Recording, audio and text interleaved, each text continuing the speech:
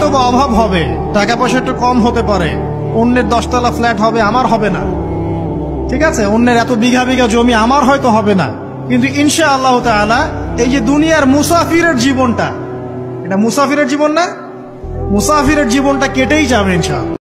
আসসালামু আলাইকুম, কেমন আছেন সবাই? আশা করি সবাই ভালো আছেন। আলহামদুলিল্লাহ আমিও ভালো আছি আল্লাহ পাকের অশেষ কৃপায়।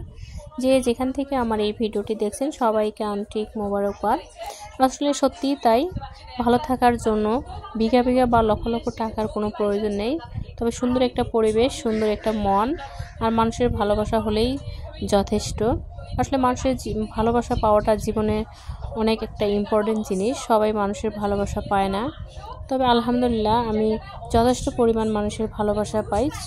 সাধারণ মানুষের সাথে সবসময় মিশে থাকতে চাই, আর সাধারণ মানুষের সঙ্গে মিশলে খুবই ভালো লাগে আমার। আসলে অসাধারণ মানুষের সাথে মিশলে শুধু অহংকার আর লোভ, হিংসা এগুলোই শেখা যায়।